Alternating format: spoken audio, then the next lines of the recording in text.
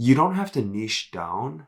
You don't have to only do one genre, but what you want to do is you want to dial in your style. And another way he was saying that was like, you want to dial in your voice. Like, what's the thing that your uniqueness, how do you leverage it? Like Eric always says like, lean into what makes you different. And there's so much truth in that. I think that it's not so much about like just niching down into a genre of photography, but it's really understanding what's my uniqueness, because there's only one me. There will never be another me. There was never another me. So in my uniqueness, what do I bring to the table? How can I leverage that to create something that's very special? And so I think when you find that, when you find your quote unquote style, your voice, that can translate to a lot of different niches. That can translate to a lot of different genres. And that's what I've done. I think with wedding photography, it's the type of photography that I first fell into.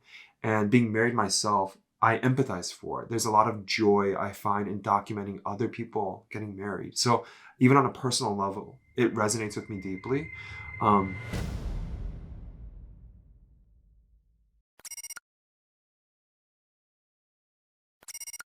Yeah, I'm just gonna start off by saying thank you, Of course. Gene, for being here, man. Like, I really, really do appreciate it, having you on here. I think I'm a big fan of Creative Club Chicago, Awesome. and what it is you guys are doing. And I've just had Braxton on like a couple weeks ago, which Right was, on. like, super dope. Very cool. Right. And to have you on as well is just like, whoa. It's surreal, you know, it's surreal. I think been following you guys, I guess maybe through Eric. He's probably, you know, has had a more bigger presence on YouTube especially. But because you guys work together and things like that, your guys' creativeness and things like that has just seeped off, and kind of hopped on to see you guys do what you do, which is really dope. So Love thank it. you for being here. Of course. Thanks for having me. I'm excited. Yeah, I think my first question is, how are you doing? You know, I know that it's taken quite a while, not a while, but a while to be sitting down and being here, but it's because you've got a lot of things going on in your life, which is dope. But like, how are you doing? How are you feeling? No, I appreciate the question. Oh my gosh, you know what? I feel like outside of like my close homies or like my church community, no one ever asks how I'm doing. I'm doing well, man. It's been I think in regards to like my life and the things that are happening, maybe the reason why it's taken so long to even get on this call with you is because I've got a family, I've got 2 kids, an amazing wife, and I feel like this year is the first year in a very long time where creatively it's the most inspired and motivated I've been. But at the same time, and YouTube is a part of that, but I've just been so busy. And so it's almost felt like I'm playing this juggling act at the moment. And very privileged to even say that I am busy with the work endeavors that I have and creatively. But I've been well. I've been sincerely excited to be on this podcast and to chat with you and finally meet. And yeah, I'm excited to be here. I appreciate you having me. Yeah, it means a lot. And you're right, man. Many people don't ask that, especially, I guess, from a creative point of view. When we see things on the internet, when we see things on YouTube, you almost always think that, you know, his life's good, man. Like, he's making content, he's shooting videos, he's taking pictures. And you never really, I guess, as a fan, as someone who follows the work, you never really get to understand that he's a human being with a life, you know, Yes. and with things that are demanding. So it's pretty cool, and I appreciate that. And I think it's very evident how much your family means to you, you know.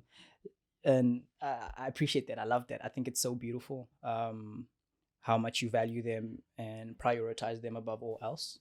And I Thank think you. that just leads me to ask, you know, how do you manage to balance having a family, having 2 kids, and then also trying to run your business and be successful in that? Yeah, no, that's another fantastic question. There's a lot of learning moments I've had over the years, and if I were to kind of sum up the years that I've been in business and I've had a creative career, this is my 8th year photographing weddings, and this is my 6th year going into full-time of being a full-time photographer. So, over the years, although that's a short career to the world, I think in the world that you and I live in, it's it's a not, I don't want to say a long career, but it's definitely not a short career. I think doing this for 8 years is not short by any means. And I've learned a lot of things. And I think, some of the things that really help with my time management and making sure that am I not only taking care of the people that I love, but taking care of my business is, first of all, definitely having a line of communication with my wife and making sure that on a weekly or even daily basis, we're touching base and making sure that our schedule is mapped out and that we are communicating any changes and being flexible around one another. So without her, there's no way any of this is possible. So she is a very large reason for not only the success of my business, but the flexibility that I have within my life to be able to pursue this seriously. But with that being said, I think a large part that's business facing is building systems. So that starts with email communication, that starts with having a calendar that's synced, that starts with, making sure that meetings are penciled in, carving out certain days for meetings, outsourcing certain things like editing. I do outsource my wedding edits. So, I think a lot of those systematized things can help with running a business more efficiently, which then gives you more time to work creatively, more time with the people that you love. And, that took a really, really long time for me to figure out. I think that when you love what you do, it doesn't feel like work. And I think that's a blessing, but it can also be a curse too, in that you can just work incessantly nonstop. And I think sometimes I have to remind myself to slow down a little bit, to remember why I'm even doing all this, and to remember that the position that I stand in, again, is a very privileged position. So to remember that, there's people that I need to take care of, people that I need to check up on, people that I need to spend time with, and that work isn't everything. So I would say that those are probably some of the big ways that I've really figured out my time management and how I kind of balance everything. But it's not perfect. I definitely have days and weeks where I struggle with that. But for the most part, I would say that I'm in a pretty good rhythm. Yeah. I love that. And I think I've seen that just a little bit that I've known you and reached out to you and spoken to you. Family was just like, like I can't do this time and I can't do this time. And I appreciate that openness and honesty, sometimes it's like, it can consume you. What your dream and what you're trying to chase can easily consume you, and you easily lose sight of what's most important in your life. And I think you've got that on lock, and I can learn a lot from you on that. You mentioned I something. appreciate it. You mentioned something very interesting about outsourcing. And you're saying that it's really helped you being in helping you manage and have time and be flexible. But I know, like, for most creatives, maybe for myself as well, there's a certain type of style and certain type of final product that you're trying to get to. And sometimes it's difficult to trust someone with your work, to trust someone to get the product that you really want. So how did you get to that point? What was it like trying to find someone who understands and is on the same, I guess, wavelength as you in terms of outsourcing your work and delivering a product that you're happy with? Yeah, totally. That's a fantastic question. So there's a few ways in my business that I outsource, and it's not just editing. A couple other ways that I outsource in my business is I have an associate photographer for my wedding business. So that means that I have a lead photographer who will shoot under my business name in my place, but I'm not there. So that's another way that I outsource. And then another way that I outsource too, when it's my commercial facing work. And YouTube is a part of this too, with the way that I work with Eric, Stephen, and Braxton. But that's bringing team members on as subcontractors, as experts or professionals onto a project that I've booked as a client, that is much larger, that I would never be able to do by myself, but to basically hire other talented creatives to be a part of that process. So that could be a DP, a producer, director, grip, whatever that means, a producer. But those are some of the ways that I've definitely evolved as a creative business owner to outsource. With the editing side, it took a long time. There was a company that I outsourced to in the beginning, and they were fantastic. But then COVID happened. And with COVID happening 2 years ago, at least in the States, I put the brakes on outsourcing. And then for the year of 2020, I decided just to edit in-house again myself because I had more of the bandwidth and I had less work. But then very quickly in 2021, work got very busy again. And thankfully, one of the people in our community who was a wedding photographer and filmmaker really kind of moved towards full-time editing and building a team out herself. And so she's actually in Creative Club. She's a studio member of ours. Her name is Liz. Love her. She's fantastic. And she's the one who's taken on my edits. She's done all of my edits for the year of 2021, and she's doing all of my edits for this year as well. And to your point, I think finding someone to trust is definitely a big part. Finding someone that you can trust with your brand and your image. But I think the larger part is setting aside the time to invest in that person so that they really understand what you're looking for. I think that sometimes we lie to ourselves saying, well, I'm so unique, I'm so creative, I'm so different that it's impossible to mimic what I do. And in actuality, I don't think that's true. I think that if you train someone enough, if you work with someone enough, if you give them enough trust and freedom, they can get there as well. And sometimes they can do better than you. And so that's kind of been the process with outsourcing with Liz for my editing. And then even to the other points of bringing on my associate photographer. Actually, it's been a few years we've worked together now. Or any of the guys in the studio as partners on a commercial project. I think a lot of it's just communication, trust, practice, and giving each other the opportunity for those moments. And the more that you do it together, the better you get, the better they get, the better I get. And so I think that outsourcing is truly, honestly, the only way to scale a creative business where you don't burn out and where you don't feel like everything is contingent on you. I think that's a lot of pressure. I think it's a lot of pressure if you got sick. Will I deliver these photos on time? Will I deliver this video on time? But to have people around you that you can trust and lean on, I think is a very valuable thing for creatives to learn. Something that I'm still very much learning. But those are some of the ways that I've kind of, I would say, at least in my experience, have outsourced and how I continue to outsource and work with people that I do. I love that so much. And it's true. Like, I always think about it for myself, especially. And I think it's something that I'm learning and seeing the value in. But I definitely had that pride concept, which is very unhealthy as a Christian as well. Just very, very Yeah, unhealthy, to think that I'm the only one who can do this. But like you for rightfully said, sure. what happens when I'm sick, man? Like, what happens if I'm really restricted and I can't be shooting my podcast? Like, does it just die with me, And I think the podcast stands for more than just myself. It's really not, and it's not even in my name, and that's why I made it that way, because it stands for so much more than an individual. So I see so much value in what you're saying, and sometimes, like you're saying, it does get too much to bear. Like, it's too much pressure on yourself, because burnout is a real thing. Despite the fact that it's something we're passionate about, something we love and want to wake up to every day, we do need to take breaks sometimes. And when you do take a break and there's no one to fill that gap, it's like, so does the work take a break too? Which it doesn't necessarily have to, if you've built trust, like you're saying, and relationships that allow for that gap to be filled. But on that topic of burnout and probably creative block in a sense, how do you deal with situations like that, kind of recoup and refuel yourself to come back and be, pumped again when it does happen? Yeah. Oh man, that's isn't that like the challenge for all creators Right.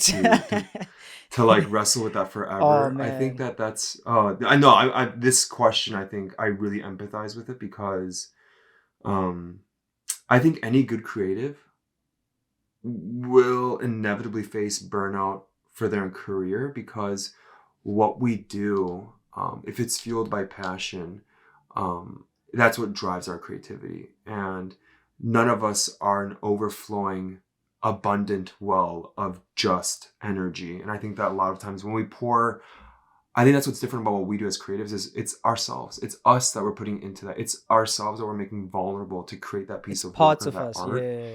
100%. And so because it's us and you're giving of yourself, I think it's inevitable that you get to points regularly where you give so much of yourself where you feel tired or where you feel exhausted. Um, so I'm definitely not advocating saying that creative burnout is a good thing per se, but I think that any creative that's working on their creativity, working on their business, working on their craft and skill will always face burnout. How I mitigate that though, how I maybe work around that is I think what I've learned over the years is at a certain point, you have to just close the computer. You have to shut the emails off. You have to put the phone away, and you just have to step away for a How second. And difficult is that though? dude, especially as a business owner, I think Mm. that it's really hard to shut it off. Um, but it takes a lot of self-discipline. Like if I'm having a dinner with my family and I get an inquiry for whatever job, it takes a lot of self-restraint to put the phone down and look at it later. And I remember when we first moved to Chicago 5.5 years ago, I was scraping for any inquiry I could get, any job I could book. And so I was always attached to my computer, my phone. I was always emailing and answering text messages. And the only person that lost in all that wasn't me, it was my family. It was the people that I love, the people that I need to focus on. And so I think that with burnout, one of the ways that I like to mitigate it is one is to understand when to partition my work life and then my real life, the reason why I even work, the reason why I even pursue all this stuff. It's not just for me, and really remembering why. But then also finding other avenues that make me feel very childlike again. So I'm sure you've noticed with us, at least in the studio, a big thing for us has been film photography. That's been a I was. very, very We're large gonna thing talk that we've about that for pursued. sure. Awesome. I figured eventually it'd come up, Yeah. just because it's become like such a large part of not only our individual identities, but us as a collective group. But I think finding things as a creative, whether that's painting or writing or whatever that means, other outlets that maybe you don't get paid for, but you feel like a child again. There's this new experience, this excitement, this joy that you have. And I think those are the kind of things that inevitably bleed into our actual work because, again, it's so much of ourselves we're putting into it. So for me, at least, I think it's finding things that are still creative, but I'm not necessarily looking to monetize. And someday they might be monetized, but even YouTube started that way for me. It was this thing that I wanted to just get better at video. I wanted to get better at storytelling. I wanted to get better at public speaking, at looking at a camera, and also learning to empathize for my clients when they're in front of the camera.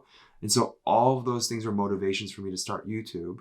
Um, but I think that having things that you do that are outside of your work is always healthy. And I think it's honestly like, even though this doesn't apply just to creativity, I think taking care of yourself is a big part too. Making sure that you eat well, that you exercise, that you sleep enough, that you spend time with like, you know what I mean? Like with the people that you love. I think if you just abandon all those things, I don't care what you do, you're going to burn out eventually, whether you feel crappy, your body feels crappy, you're not eating right. Um, so I think a lot of it is just making sure that you're taking care of yourself physically, emotionally, mentally, spiritually, um, and understanding when to turn things on and turn things off. Even as a creative business owner, as a quote unquote entrepreneur, you have to shut things off sometimes.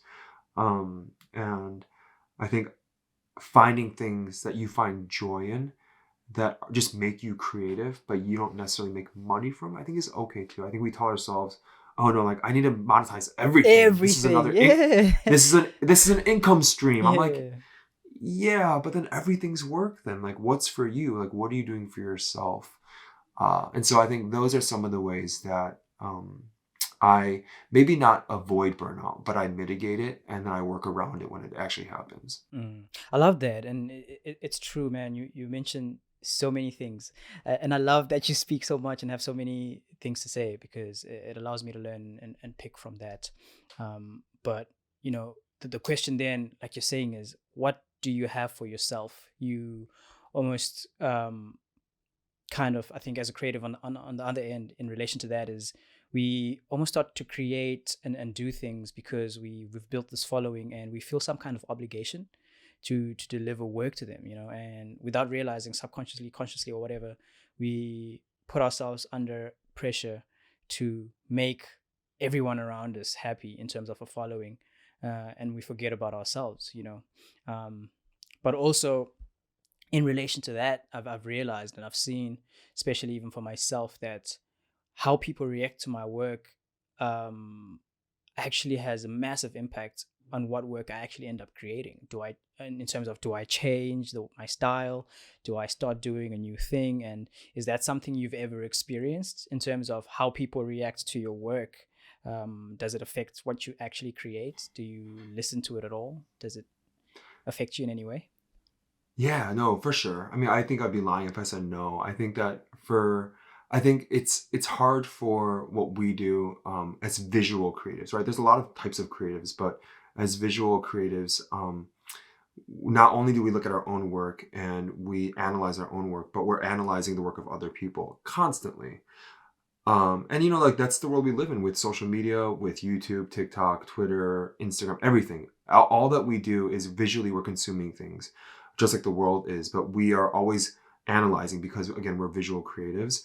And I think my entire career, I've always done that. I've always looked at other people's work, or I have looked at the way that people have responded to my work per your question. And that's been like, oh, that one photo people really jived well with. Maybe I should do more work like that. Or maybe I should post something like that because that got a lot of engagement. And so I think that's something I still battle with. I think that's something I still wrestle with.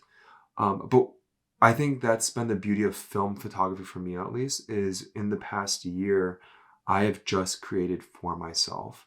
And even though at first it was so different from the work that I had on my Instagram, on my website that I was sharing originally, which was a lot of wedding photography, I barely post wedding photos now, even though that's still half of my business. I don't really post wedding photos anymore because creatively, that's not what I want to post. I want to post what I'm enjoying at the moment, what I like to photograph. And so, um, to this day, I still have photos that if I post that, like it goes off, right? And I get a lot of like comments. I'm like, oh man, people really like that. So my brain naturally goes to, okay, how can I recreate something like that for that type of reaction again? Um, but I have to remind myself that the work that I create, it's still unique because it's me that created it. I could still take a picture like anyone else at whatever waterfall or mountain or like neon sunlight, whatever that is, but it's always gonna look a little different because it's my voice and it's my flavor. And I think that's what I always have to remind myself. But yes, to answer your question, yes, like I do still get affected by what people are saying, what they're commenting, and how I'm being perceived in my work because it's so personal. But I think that's always this battle that I'm always having to face of making sure that I'm still creating for myself, posting for myself, and sharing for myself at the end of the day.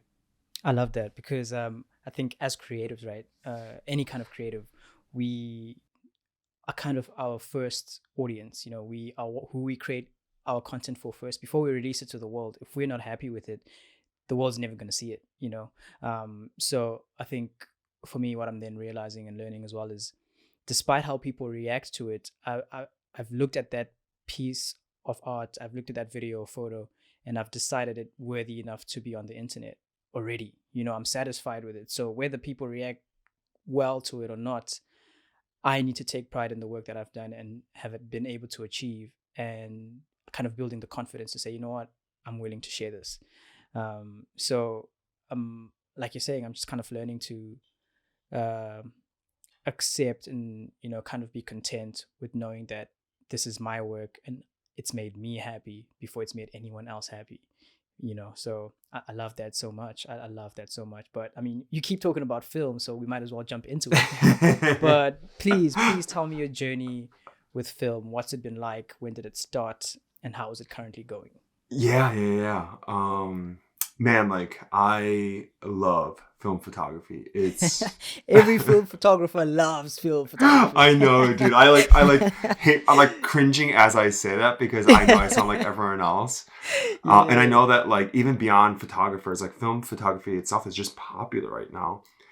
But like my journey started actually a while ago. I got my first film camera, which was a Canon QL17, a very affordable rangefinder, and I got it like literally 5 years ago, before an Iceland trip. And of course, as they do, you buy a film camera, you go somewhere epic, but I had no idea how to use it. And I came back, got the roll developed, and it was all garbage. Like none of it was good. Really? It was terrible. It was awful. Oh And no. and like I think I didn't even shoot another roll through. I was like, oh, this is difficult. Like I don't want to do this. And so maybe fast forward like a year or two later, I picked up a point and shoot camera, a film camera, because I was like, oh, you know what? Like we've got two kids now. I want to document my family in a way that doesn't require me to think. and I can just take a photo and move on. And so that was a great avenue for me to learn. And so through that, I started sending my rolls off, got them scanned, and I really loved that process of taking photos, waiting to see them later, and then seeing the final photos and being really excited about what the roll actually captured. And so I did that for a couple of years, very sporadically, but I did it for a couple of years. And then a year and a half ago, as more of my friends started to shoot film and I started to see more of their work, there was this interest once again of, oh man, like, should I pursue this more seriously beyond just a point and shoot camera? So I picked up a medium format camera. Still really had no idea what I was doing, to be honest, but it was that camera that after a few rolls and I figured out how to use it, I was like, oh, this is why people shoot film. It's so different. And I love that it really has changed the way that I photograph, whether it's intentionality or slowing down like everyone says, or even the lack of instant gratification. It really just made me appreciate photography again. And so then began a very quick spiral of getting a camera and then another camera, trying different film stocks, starting to develop on our own, then scanning on our own.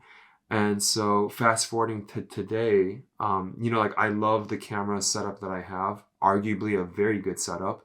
But it's not even about the cameras. It's about what film photography has done for my career. And it's interesting because not only do all of my community members shoot film, and not only do we love it so much, but it's definitely resonating with my very, very, very small audience, because I would say that ever since shooting film, and I mean doing YouTube too, and doing it with the guys and with Eric, I've never seen so much interaction on my social profiles, whether that be YouTube or Instagram or Twitter. And, it's not that I'm clout chasing, but I think that film, it does resonate not just with me, but with other people. And so that's why I like it so much. I think like for a lot of us who grew up in the 90s or like the early 2000s, there's this nostalgia when you see a film photo, because I think even societally, like that's what our society does. We cycle through trends and things like that. And even when I look at like fashion and clothing, like there's this very nostalgic piece right now with how people dress. And I think that's why film, it's living in the perfect era right now for where we are as a society. But that's why I love it so much. Like that's what it's done for my career. That's why I make videos about it on YouTube. That's why people ask a lot of questions about film photography. And I am not an expert. I would never say I'm an expert in film photography, but have I learned a lot in the 3 years I've been shooting it? 100%. And do I love it when other people get into it? Like totally. I love it when people are like, Gene, like I got this camera because of you, or like, hey, like how do I use this camera? Like it's weird to me when I get those DMs like, hey, I bought this camera because of you. I'm like, oh my gosh, but that camera's so expensive now. Like, why'd you buy that camera? Why did you do that? Like, no, like, yeah, but no, but yeah. But then like when people share their first rolls and I see them, I'm like, yeah, like I'm stoked for you. Like you're embarking on a journey, if you stick with it, that changed my life as a creative photographer, that hopefully will change yours too. And that's why I love it. That's been my very short journey in film photography. But I think it's a large part of my identity now at this point. I think not just for my wedding clients, like I shoot so much film for my wedding clients too now, but I would say my online media presence as it stands, it's weird because I've always been known as a wedding photographer, but I think more people know me now as just a photographer who shoots film as opposed to being a wedding photographer. And I kind of love it. So that's just kind of been my short journey in, what film photography means for me right now. I want to know who's responsible for for brainwashing everybody at Chicago Creative Club Chicago to start shooting film. Dude, who's the person responsible for that? Dude, like it's funny because Eric has been shooting film maybe a couple of years ahead of us, maybe 2 or 3 years. But when he was shooting it, no one cared. We were like, like, okay, Eric, like you go. Like, what are you doing, that. Bro? I'm like, that's cool. I can take that on my digital camera. Like, good for you, man. Like, you spend your money. It's so weird. Like, Eric had his M6, his Leica M6, and even when Eric started, he didn't really know much about film photography either. He made a lot of mistakes, as any film photographer does when you start. But for like literally years. He shot by himself, and he tried to convince us to get into it, and none of us did. No one And cared, eh? no one, Oh. everyone's like, okay. Um, but then Mike, one of our studio mates, got into it, and then they went on a big trip where they took a ton of film photos, and then they got invested in their own developing and scanning setup. And then more of us got curious, like, oh, that's like those images that they're creating are cool. And so I would 100% attribute my involvement in starting film photography beyond like what I was doing passively to my studio friends. Like 100, it was like Eric, Mike were a big catalyst for that. And then like everyone got into it. So like literally everyone in our studio, all 7 of us, we all shoot a ton of film, and it's so much fun. It's also very expensive. But that's kind of how it started for me, at least in my journey in film photography. But how beautiful is that, right? To be in a community and be with people who are like-minded and who can easily rub off onto you things that are very positive, things that you can look back at and say, "Yeah, I'm glad that kind of happened," So I think my question then would be, what's it been like for you to be part of Creative Club Chicago, and what is it that you're hoping it can grow to become? Gosh, we started in 2017. So for us, it's been in actually this month is, or last month was 5 years. 5 years that we started. Yeah, and it's like when we started, if you told me back then that we'd still be together, I'd be like, heck no. Like no one stays together, and especially in the creative community for that long. And so you fast forward 5 years, we've had multiple iterations of what our group looks like as far as the people that rent from us, our co-mates, as far as like who's in our studio. But the core 4 of us have always stuck together. Eric, Mike, Aaron, and myself. And then Steven joined us last year, almost a year ago. So within ownership, there's 5 of us now. And then we have Braxton and Liz, who are, I guess you can call them renters of the studio, but in actuality, they're us. They're our family. They're us. They represent Creative Club just as much as we do. And so there's 7 of us. And, like Creative Club is everything, because there's no way my career looks the way it does without my studio, without my friends, without that community. Like there's no way that I would be where I'm at today because of them. And I attribute so much of my personal growth, my business growth, my success to them. And the accountability, the mentorship, the partnership, all that stuff is from them. And I'm so thankful that I've got those people. And, I say that, but that doesn't mean that it was easy. That doesn't mean that it's even easy at the moment. Like there are always ups and downs with, I think, any healthy relationship. And our studio is not exempt from that. We've gone through a lot of ups and downs, a lot of very difficult conversations, a lot of conflict, but a lot of resolution and a lot of growth from those things. And like when we started our studio, like we all had 1 kid. And now Eric has 4, Mike has 3, I have 2. Two. Like Wow. that's crazy. That's how much, even in our personal lives, we've grown and changed so much. And, like when people ask, because that's a question that we get a lot as a group. It's like, how'd you guys start that? Like, how'd you guys make that? How'd you guys do that? And honestly, our answer is always the same. It's like, just find people that you like, find people that you trust, and stick it out. Like you really need to stick it out. Like I think a lot of people, we tend to give up very easily when things get uncomfortable or difficult. But I think in that perseverance, if you stick it out, the benefits far, far outweigh those trivial trials. And I'm not saying it's easy, but it's definitely not easy. There's a reason why what we do, what we've done is very uncommon, because I understand it's difficult. But we only got here because literally all of us persevered, even when it was really uncomfortable and difficult. And that's why we are what we are today. And my wedding business growing, my creativity growing, my business savviness growing, everything, my video skills growing, everything is because of my studio people. It's because of my friends, it's because of my community. And so when Creative Club comes up, when that name is said, when I hear that name, like for me, it's not just the studio. It's very much a part of me, and almost like there's a very heavy emotional attachment to what our studio is and who makes it up. And like those are, you talk about people being in your corner. Obviously, we have our spouses and our family members, but when you talk about the work that we do, a lot of people don't understand what we do. Like a large part of my personal life, people have no idea what it means to be a photographer, what it means to like, how do you make money from doing that? Or like, oh, Yeah. like, how do you, like, what does that mean? Like, you're a freelancer? Like, does that Mm. mean you're like a starving artist? It's funny. And I don't blame anyone to like have those thoughts because they're not supposed to know. Like, I don't know what a doctor does. I don't know what a lawyer does. But you need to find people in your corner, people that will advocate for you, who will hold you accountable, and who will push you forward. And that's very much what Creative Club is. And so, yeah, they mean everything to me. And that's kind of what the studio has done for my career so far. I love that so much, and I think it also just comes back to, in a way, what you're talking about.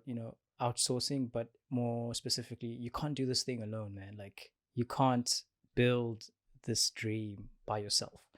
We need people, and I think when I just like look at how, I guess, we were created and how God intended us to be just a part of a community, you know so I love that you guys have that for each other, and through one another you've been able to build this thing and continue to support one another. And I think we need more of that just generally in the world, as creative people, because it almost becomes a dog eat dog world. Everybody wants the next best gig before the next person, you know. And like we can smile and look at each other in person, but I'm trying to hunt down that client before you do. So it's nice that we have people that, or like you're saying, it's also rare, right? But it's nice to see that it's possible. It's nice to see that it can be done. We can build communities of people who are like-minded and who are able to support each other, uh, and make a positive impact in each other's lives and in people's lives as well around them in their community, which I think you guys are doing very, very well. And just a round of applause to that. And can't wait to see you guys continue to grow and continue to make positive impacts, not just in Chicago, but I mean, look at me. I'm in Australia and I'm out here like, hey, Crazy, dude. Creative Club Chicago. Crazy. Crazy. So that's really cool, man. Like, just God bless what you guys are doing, and Thank you. I just hope for nothing but the best for you guys. Thank you. That means a lot. I appreciate it. And I just want to know what it was like for you growing up. Was did you always want to become a photographer? Did you have a family member that was like creative, or it's something that just kind of built itself up as you grew up? Mm-hmm. Yeah. No, I guess like to that to that question, I like culturally to do what I do, at least when I decide to do it, um, was very abnormal. I think a lot of like, especially as honestly as an Asian person, like your expectation is to go to a really good college, to get a very good job, but in a very safe career. So whether that's an engineer, which frankly, that's what I pursued in college for my first year, was being a chemical Really? engineer. And I No hated it. way. Yeah, it was like, I hated it. I was like, this is not for me. Um, but I think culturally, I was conditioned, and not necessarily directly from my parents, but just like watching my peers and seeing the parents of my peers and like what I heard. I thought to myself, oh, this is the career path I'm supposed to choose. But I would say that creatively, I was never this kid who like carried a camera around, loves to take photos at family events. Like that was not me either. I think that I had an affinity towards photography in high school, but I never ever dreamed that it'd be a career path for me. And so I think with that being said, fast forwarding, graduating college, I was working in the food industry because I studied food science, and a very technical job, but very different from being a photographer. And, there's an opportunity for me to second shoot a wedding almost 9 years ago now, which is crazy. But in that opportunity, I fell in love with photography, but specifically wedding photography, and then business ownership in photography. And so that was really the spark for me that gave, like, it opened my eyes to allowing me to see, oh, photography, freelance work, wedding photography it doesn't have to just be a hobby. It can be a way that you can actually like monetize in a very serious way. And so it took a while for me to get to where I am today, 100%. But that's kind of been my journey. It was never this straight path from when I was young. And even when I told my dad that I was going to pursue wedding photography, he like definitely his response was hesitancy and concern. Like, oh man, like, are you gonna be able to take care of your family by doing that? Will you put food on the table that way? And early years were difficult, 100%. But I stuck through it. I persevered, and I got better and better. And I grew in my experience and my knowledge and in my community. And I got here somehow. Like that's how I got here. Somehow. And somehow, magically. Um, like there's so many ways to be a business owner. There's so many ways to be a photographer, and there's so many paths that an individual can take. But for me, at least, with the type of work that I do, the clients that I work with, the amount of money that I make, and the time I'm able to spend with my family, this is the perfect rhythm for me. Like I don't want to make more money. I don't need to work more. I don't want to work less per se either. But like the rhythm that I sit in at this moment, like finding that pocket, I'm in the perfect sweet spot right now. And so, That's beautiful. yeah, it's taken a lot of iterations, a lot of mistakes, but that's how I came to be where I am as a photographer. And if you told me this in like high school, I would have laughed at you. Like, that's not a real job. Like, come on, bro. Exactly. Really? Yeah. Like, no, like, what do you mean? But I'm a living testament that, yeah, like if you put your mind to it and you enjoy it and you love it and you take care of your people, like, yeah, it can be a job. So, yeah, that's how I got here. That's beautiful. And I don't know. Most of the creative people that I have on the podcast who always seem to have done something else outside actual photography. Like I've had lawyers, man, and I'm like, how do you have a law degree? But you shoot photos, like what? Yeah. But it's beautiful to know that you can change. I think that's what I learn a lot from this, because there's a lot of hesitancy, like you're saying, not just in people, but also in their parents, who have a huge influence on them, right? And what they end up doing and choosing to do. And it's kind of the culture. It's been like that for a while now. It's like you can't really make money from, doing anything creative, really. You need something stable, something with a guaranteed income every month. You just need to be safe. But do you think that's something that could potentially change, soon or ever, that parents could actually start looking at things that are creative as opportunities, and not just something that you only discover outside school, but at a young age, those things are made available even in primary school, even in college, even in high school, that if you want to choose to pursue it, you can take it up as a subject or something like that? Do you think that's something Yeah. that we need or that could change? Yeah, I think that I think it's happening right now, and I think that it's inevitable that eventually that's where we end up. And I say that because even when I look at like high school students now, like there's families in our church who have high school students, and they're on the competitive game team. So like they literally, just like a basketball team, will compete with other schools in their district, but they're playing Valorant, or they're playing video games, and they're getting scholarships to colleges for that. And so I see that, and I'm like, whoa, even though I'm not necessarily like decades older than these high school students, even in a span of like 10, 20 years, a lot has changed. Like that A was lot not a has thing when I was in high changed. school. Yeah. Yeah, like that was not a thing. Um, and then you take it a step further back and you look at this world now, and with what social media has become, and even children saying like, what do you want to be when you grow up? Like a YouTuber, like that was not a thing when I was a kid. YouTube was not a thing. Like no one said, I want to make videos on the internet and make money that way. Like, no one said that. But that's the world that we live in now. And I think that more and more it's becoming commonplace, as you see TikTok, as you see these people who make a living on social media, that it's not just about social media. It's not just about dancing in your videos. It's that you're doing something that's abnormal, that is not perceived as traditional. And I think for the longest time, that's what we were supposed to do. Something traditional. You go to high school, you go to college, you get a job, you buy a house, you start a family, and then you kind of retire. But that's changed a lot. And I can see it changing more and more and more with every passing year. Um, there's a lot of reasons for it. I think it's not just because there's necessarily more photographers, but I think it's just the world that we live in. It's the things that we see on the internet now. And I think it's also generationally what is happening with like millennials and Gen Z. You know, like more and more people want to be independent. They want to make a name for themselves. That's a good or bad thing, but I think even career flexibility, even with COVID, seeing like the opportunity to work from home and how many companies have shifted to that, even that has been a catalyst to pushing in this direction of more people pursuing careers that are not only non-traditional but in the creative field.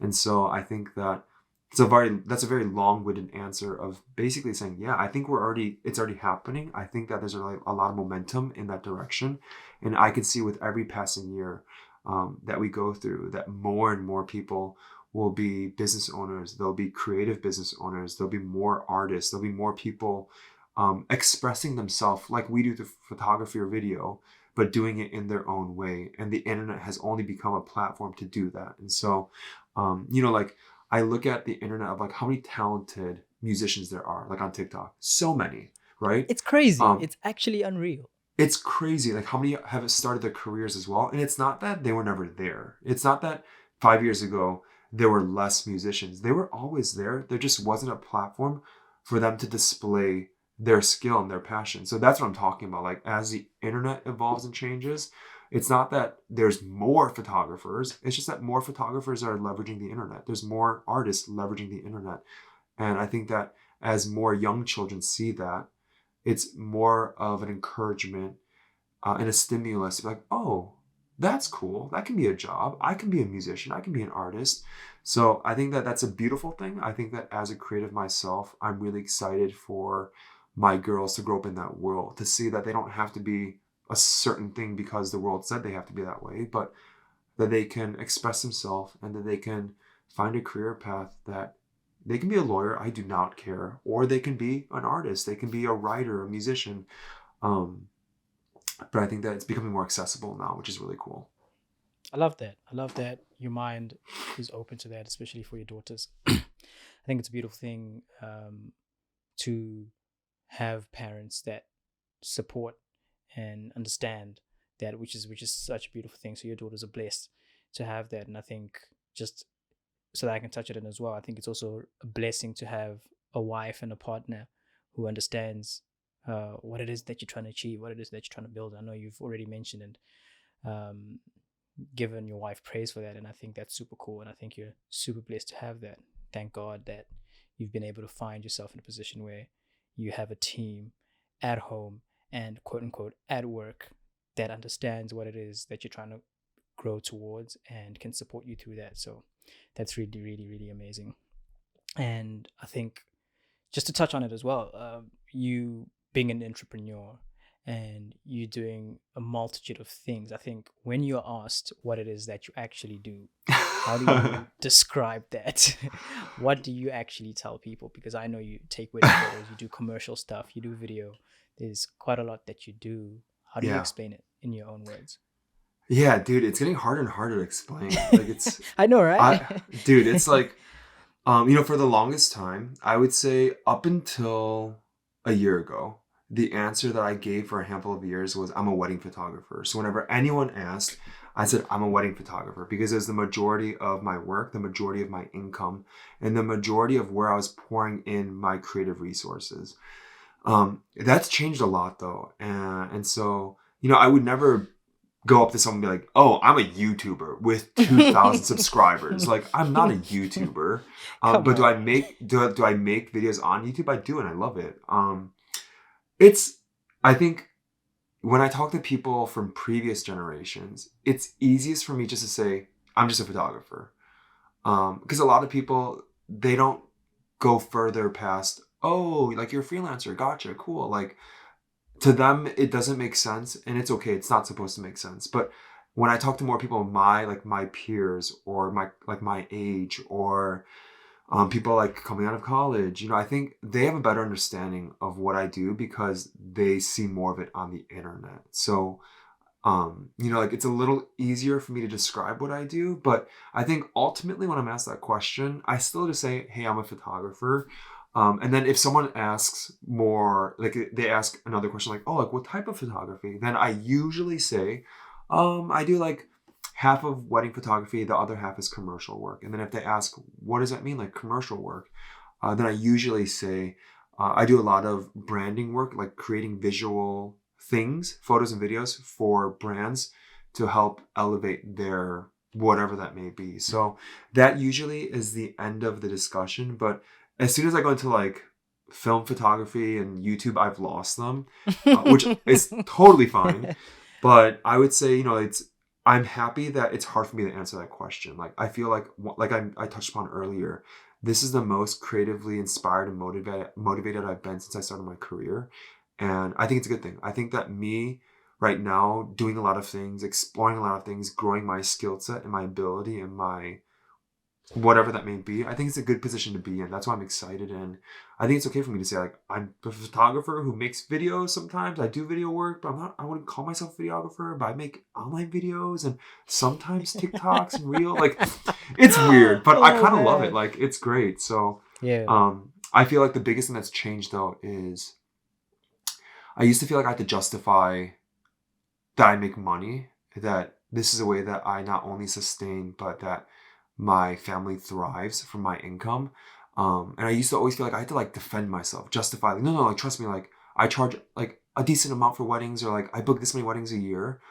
And I don't do that anymore. I don't feel like I have to prove to anyone that I take care of my family or that I pay the bills. Like, I don't have to prove that to anyone. And so I think that's only an internal dialogue that I have to wrestle with. But I know what I bring to the table. I know how much work I've put in. I know how much I've grown, because with what we do as visual creatives, your work is very evident. It's in your face. So you can see the progression. You can see if you're improving. You can see if you're not improving. You can see the work is there to see. So I know if I'm not doing well. I know if I'm not improving. I know if I'm getting better.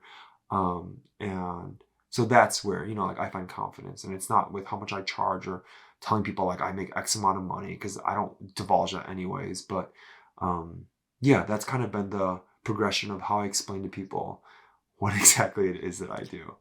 And I understand how it can be difficult, especially because you lose people. They're like, what?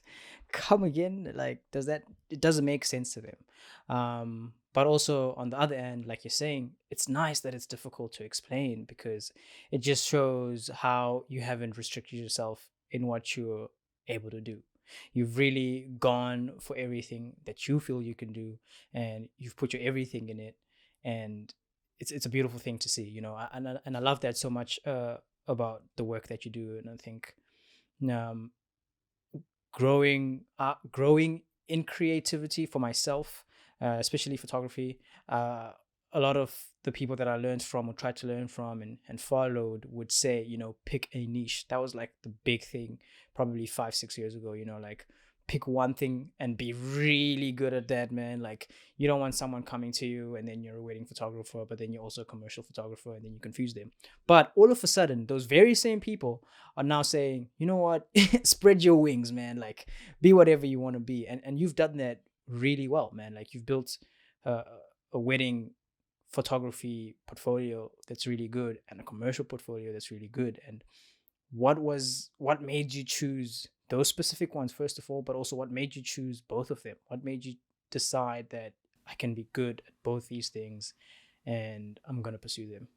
Yeah. There's this thing I saw on TikTok recently, which is like, I feel like an idiot even saying that, but it's true. Like, I was on TikTok recently. I was on TikTok. Dude, like, oh my, I hate myself for even saying that out of my mouth. But with that being said, there's this creator on there who, his name is Jack, and he makes daily vlogs, and he's incredible. He's a very talented storyteller. But he said this recently, and it really resonated with me because it answers this question. And in one of his videos, he said, you don't have to niche down. You don't have to only do one genre. But what you want to do is you want to dial in your style. And another way he was saying that was like, you want to dial in your voice. Like, what's the thing that your uniqueness, how do you leverage it? Like Eric always says, like, lean into what makes you different. And there's so much truth in that. I think that it's not so much about like just niching down into a genre of photography, but it's really understanding what's my uniqueness, because there's only one me. There will never be another me. There was never another me. So in my uniqueness, what do I bring to the table? How can I leverage that to create something that's very special? And so I think when you find that, when you find your quote unquote style, your voice, that can translate to a lot of different niches. That can translate to a lot of different genres. And that's what I've done. I think with wedding photography, it's the type of photography that I first fell into. And being married myself, I empathize for it. There's a lot of joy I find in documenting other people getting married. So even on a personal level, it resonates with me deeply. Um, and that's the reason why I haven't necessarily walked away from it. I know that with a lot of wedding photographers, the natural progression is to do it for a handful of years and then you walk away from it. And I think there will be a time eventually where I will walk away from it, not because I don't believe in it, but because I'm getting older. Like, I don't want to shoot wedding couples who are in their mid 20s when I'm like 45. That doesn't sound fun to me, nor do I think that's going to be fun for them. So I think some of it's just self-awareness. But I think that with commercial work, really like diving into, for me at least, was residential interior photography and doing a lot of interior photography because I have an appreciation for architecture and lines, and living in Chicago has shaped a lot of that because it's a very architecturally rich city with history. And so I think my environment has also shaped that, but I think it's my personal preferences. So the things that I like to photograph, the commercial work that I pursue, there are things that I personally like, my preferences. Not everyone likes like peanut M&Ms, right? Like some people like Skittles or like Twix bars, whatever that may be. So everyone likes their own stuff. But I think if you like something, you can learn to, as a photographer, document and photograph it. So that's what I've done. That's why I've decided to photograph what I do, because I believe in it, because I personally enjoy it, and therefore I want to photograph it. So I think that I tell people, like, if you don't like wedding photography, if you don't like weddings, if you don't care about it, you probably shouldn't be a wedding photographer. If you're in it just for the money, you're going to burn out very quickly, where there's no recovery from that burnout. But I think that it's just really comes down to figuring out, what do you like? What's your style? And then how can you mash both of those worlds together? And I think it takes time sometimes. I think a lot of it too, like, as we grow in our personal lives with understanding our identity, whether that's as believers or as like men growing up or as husbands and fathers, as we learn more about ourselves and become more self-aware, we begin to learn more about the things that we actually like and we don't like. And we become more opinionated in actually saying, I like this, I don't like that. And I think when you get to that point, that's when you can really figure out, as a photographer at least, what you want to photograph. And that doesn't mean that 100% of my work is something I'm like super stoked for. Like, that'd be a lie as well. Like sometimes it is work. Like, I'm working through it because it's work. But for the majority of the type of work that I do, it's because I personally enjoy it. So that's why I photograph it. Yeah. I love that. And I think on that topic of, leaning into what makes you unique, leaning into what makes you different, which I love so much. I think something that I'm going to hold on to for a very long time is that once you've found it, once you've identified what that thing is, what do you think separates a great creative from a mediocre one? What do you think for you personally, and you are a successful entrepreneur and creative. I don't care what you think or what other people think. I've seen your work and it definitely speaks for itself. So what separates, for yourself, what separates you being where you are now or being somewhere much less than where you are now, if that was the case? What's the difference between, a good creative and just, a mediocre one? Yeah. I think there's a lot of ways to answer this question, and thank you. I really appreciate your kind words. It still makes me uncomfortable when I hear, like, I'm like, but I don't know, like, no, not me. That's the humility speaking. Oh gosh, no, it's just like, that's a good thing. I would say, man, like, I still feel like with my career, I'm just starting. I almost feel like I did 8 years ago when I first kind of fell into wedding photography. I feel like I'm just starting again. I'm just like finding another voice. And that I find really exciting, because back then there's so much doubt of, will I make it? And now that it's not a doubt of like, will I make it? It's like, ooh, what can I try next? What can I pursue next? Yeah, like, how far can I take this? But to your question, I would say that there's a lot of ways to answer it. but there's two things that really come to mind for me, at least, that at least in my life have worked for me. And I don't know if this works for everyone, but the first thing is finding the right people. So this goes back to like my family, this goes back to Creative Club. But I think that the first thing to go from being a mediocre photographer, a mediocre artist, to being a great one is finding the right people to surround yourself with. And I know people say this all the time, but you want to find people who are better than you because you need some sort of metric to compare against. That's If everyone is huge. not great and you're the best in the group, unfortunately, you don't progress maybe as fast as other people may who are surrounded by fantastic artists. So I think that's the first thing, is finding people that you could surround yourself with, like we have in Creative Club. And everyone is so talented. Like when I look at everyone in our studio, I look at their work, I look at their creativity, the things that come out of their mouths and their brains. I'm like, you guys are awesome. Like you guys are the ones who keep me sharp, you know? Yeah. So it's the people. I think people is a big thing. And then I can obviously go into like the support system and all that stuff, which is important as well. But I think people is a big thing. And then I think the other thing that sometimes gets overlooked is consistency. I think that Sure. under that can fall discipline, and they don't make excuses. They don't, even if they make a mistake, they just pick their heads up and they keep going. So I would say it's consistency. Like that's the only way you get better too. I know people say practice makes perfect, but there is some truth in that. The more you do it, more repetitions, just the better you get. Like personally, I don't believe in natural creative artists being the best artists. I think it's the people who put the work in and dedicate consistency to honing their craft. And so, at least in my life, that's how I've gotten to where I am so far. And that's really the things that I'm going to leverage to keep going forward and growing, is to really surround myself with the right people and then be consistent in the work that I put in to get better and better at it. So I would say that those are that's how I've done it so far. I'm learning so much. I'm learning so much. I'm taking down notes for sure. You say, and I love that you say, it's. I feel like my career is at a point where it's just starting off, which is beautiful, and you want that. You don't want to go through your career and then kind of feel like you've reached a pinnacle and you can't grow no more.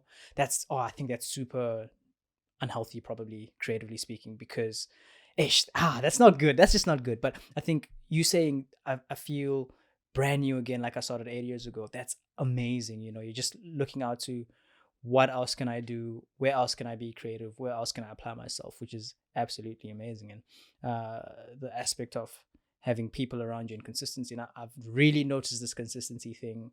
And it's funny because for a long time I was super consistent with my podcast, and people really pointed that out.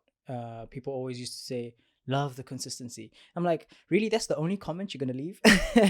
But I'm realizing how big a thing it is and how much people actually notice, and what it means to them to have someone who's doing something consistently and just kind of bringing work that's not changing too much, but on the dot every hour they're doing their thing and they're doing what needs to happen.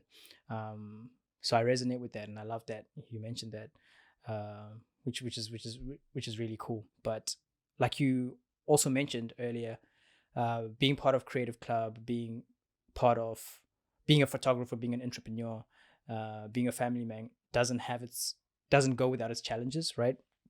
There are things that are within each of those individual spaces that make it difficult, but you endure, you persevere, you pray, and you live through it, right? And you learn from it as well.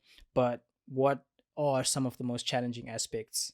I think what I want to ask specifically is running your own business. What are some of the challenging aspects that you've experienced, and how have you worked through them? Yeah, there's that's a great question. There's a lot. But I think some of the key ones that come to mind right now that I'm facing right now is, I think, like on a human level, on a people to people level, I think that relationships are always challenging, right? Like I think that because everyone has their own voice and their own opinions and their own life history and experience, that's what's so fun about like relationships, is everyone is different, but that's also what the challenge is as well. So whether that's even like in my marriage, or at the studio at Creative Club, or in my friendships, or at church, like that's the difficulty, is because we are different. At times we don't see the same thing. We don't see eye to eye. And so that affects my business as well. I would say even with what happens at Creative Club, even if it's indirectly related to me, I'm still going to feel the ripple effects of that. So whether that's an interrelational thing, whether that's a project that didn't go well, or whatever that may be, all of those things affect my business because I do it so closely with the people around me. So just like I said, that's how I've gotten here with the people that are by my side. Um, that doesn't mean that every step of the way is easy as well. So I would say challenges for my business, that's definitely something that I think I will go through for the rest of my life. But I would say another thing too is because I have shifted more and more away from wedding photography, and it's in fact less and less of what I'm becoming known for. Um, I think although I feel this rejuvenation and excitement for where I'm at in my career, that doesn't mean that I can dismiss the fact that I still need to be very intentional, and I can't just make random things for the sake of being random and creative, but it has to have a purpose as well. At least for the majority of what I do, that's business facing at least. So I would say that in my business, the challenge is for sure kind of not only rebranding my identity from being just a wedding photographer to now being an artist, more than that, a video maker, a YouTuber, or whatever you want to call that. And really figuring out how do I invest my efforts and my time and even my financial resources to really give myself a good shot to pivot away from weddings and do something very different. So I think it's gaining traction now, but even making YouTube videos, honestly, it doesn't make you money, at least where I'm at right now. Like I'm not monetized yet as a channel. And so it just doesn't make you money. So like all the work that I've done for a year and a half on YouTube has all been a building block that I'm building, a foundation for something greater. And I'm beginning to slowly see some of those fruits. But that's been a challenge too, is I could have easily pursued a commercial client. I could have easily booked another wedding or shot another engagement session. But I decided to set aside that time instead to devote to not only making videos on the internet, but building my craft, building my skill, networking. And I'm finally starting to see some of those fruits. So I would say that those are some of the challenges I've gone through recently in the past half year or so. And it's a good problem, right? Like it's a good problem to be in my position, but that doesn't mean that it's easy to necessarily go through it. And I think just like beginning my career, trying to figure out like anything business related, I'm becoming a new business owner. I'm not just doing weddings anymore, which is very single focused, very easy to build a machine around in and out weddings. But because that's only half my business now, I'm having to build new systems, right? Like even learn new editing styles or learn to create new deliverables for a commercial client. So all of those things are challenges for me.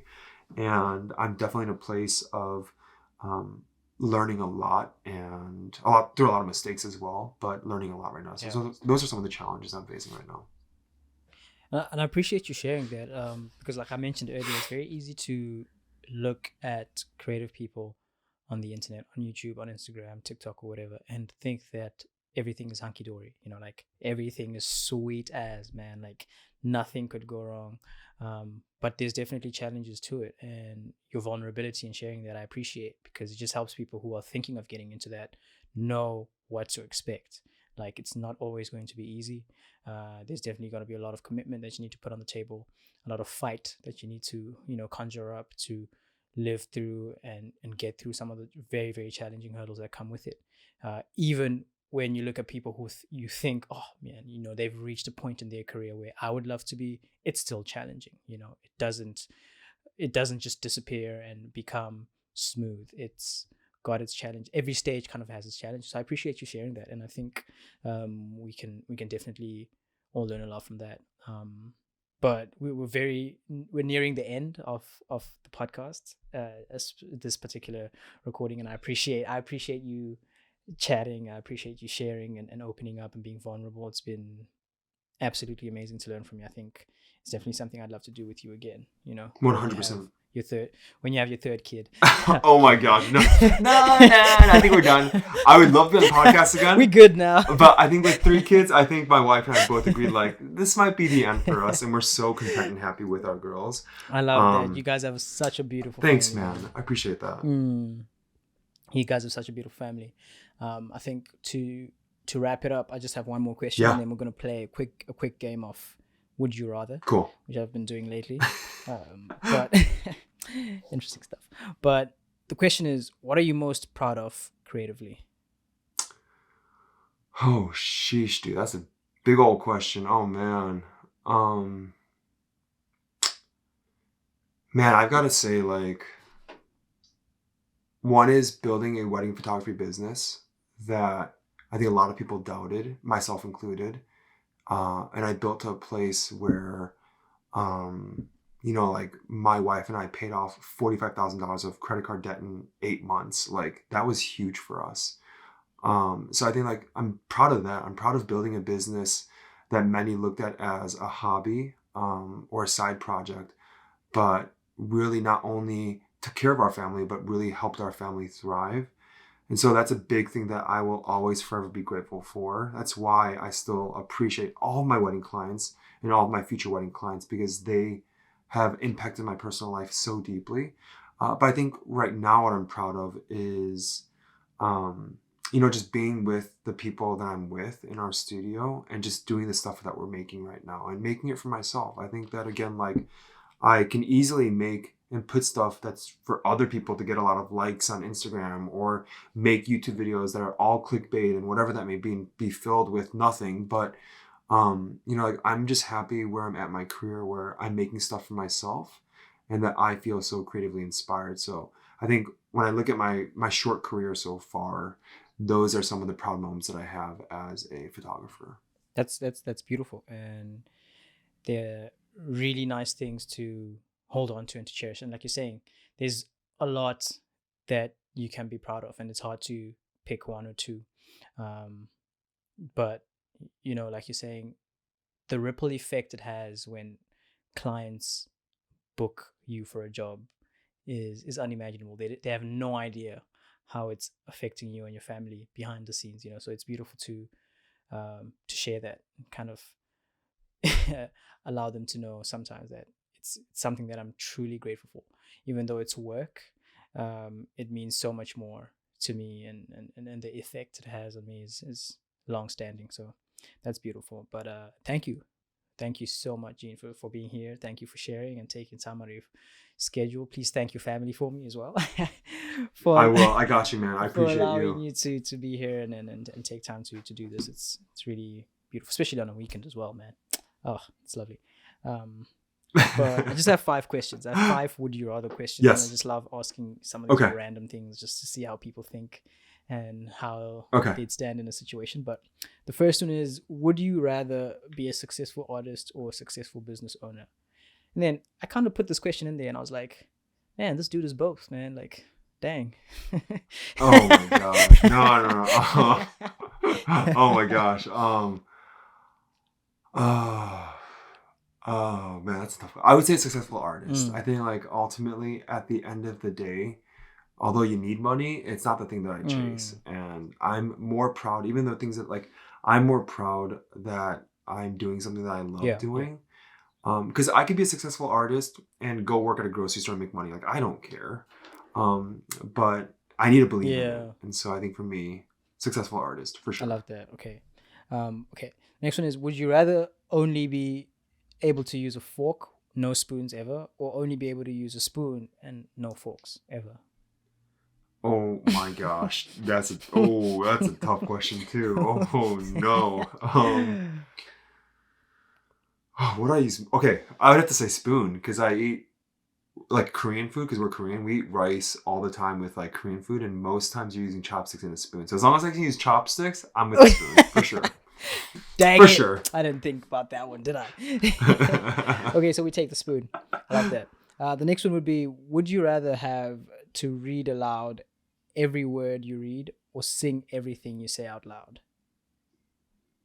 Oh gosh, read for sure. I do not have a great singing voice, so read. I think read. Exposing yourself here a little, man. Eek. I know. I I can't sing know. either, man. I definitely read. I definitely be reading. All right. Would you rather be able? No. Would you rather be unable to move your body every time it rains, or not be able to stop moving while the sun is out? Oh no. I mean, how often does it rain in Chicago? Dude, in the fall and winter, it's brutal. Or like in the spring, it's brutal here. It's not, I mean, it's, yeah. Ooh, I mean, it rains enough where I'm thinking about it for sure. I would say, so if it rains, I'm unable to Yeah, move. but when the sun's out, you just can't stop. Oh, okay. Well, it's definitely sun. I'll go with the rain because I'll just take a nap. Oh man, that's tough because I'm also my personality. I can't sit still. Like I'm always moving and doing something. Oh no. Man. Okay, sun. Never mind. Sun. I'll take sun. First or sun because I'm moving around anyways when it's sunny. So So sun. you Sun. take the sun. Final I think answer. it's one that makes Yeah. sense. It's one that makes sense. When the sun's down, then you get to rest. You get to relax. Okay, the last one is: would you rather never be able to drink water again, or only be able to drink water and nothing else? So I mean, everything else you drink does have water in it, but just water, H2O, by itself. Gotcha. Yeah. No, yeah. I hear you. Water for sure. Like drink the water. It's almost that's all I drink anyways. Like I hardly drink. You don't drink coffee? Oh, never mind. Oops. Yeah. Oh no. Oh, you got me. Oh shoot. Oof. Oh yeah. Coffee is kind of Coffee's like a big thing. awesome. Yeah. It is. Especially for me, it's huge. I love coffee. Like I'm big into I'm not drinking sure it, about that. You were easily pour-overs, giving it up for water espressos. like 2 seconds ago. I'm not sure about that.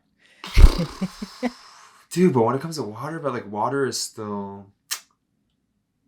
If I had to, I would give up coffee for water. Like at the end of the day, I would give it up for water. It makes sense. I think I think. would do the same thing. It's a very marginal call to like barely water over coffee. Yeah. I mean, the health Yeah. benefits in the water But, yeah. do surpass those in coffee, right? Yeah, I know. Pretty sure they do that. I know. Yeah. So what it is, hey man, it's been Water it is. fantastic. It's been absolutely amazing to have you on here.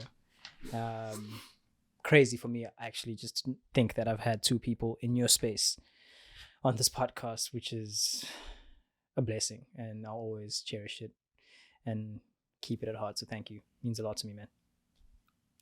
Thank you so much for having me. I've had a blast. I've only been on a handful of podcasts, so I think whenever I'm on one, it's always really fun for me able to share what I already talk about normally on my own platforms, on other people's platforms. And I also really appreciate your thoughtfulness and your sincerity in the questions that you asked. They were fantastic questions. So I really appreciate the effort that you've put in as well. And the patience, honestly. I said this before, but the patience that you've showed with scheduling this call. You've been incredible in waiting. So I really appreciate it. I mean, the podcast is nothing without the people that I have on it. Like, I could not sit and talk about subjects by myself. I'm just not that person. I'm just not that person. I can't. So and that's what it's like, man. It's about being human first before anything else, and understanding that people have lives that they live outside creativity, and I understand that. I see that, and it's not a problem. I'll continue to wait and be patient. Whenever people are comfortable to come on, then we do it. That's what I do. Love it. It's amazing. I appreciate you. Yeah, I've had a blast. I would be honored to come back on. No, I've had a lot of fun. So Thank you. I appreciate it. So let's definitely stay in touch, and we'll see if we can do another one sometime in the future. Thanks, man. Love it. That sounds good. Take care of yourself.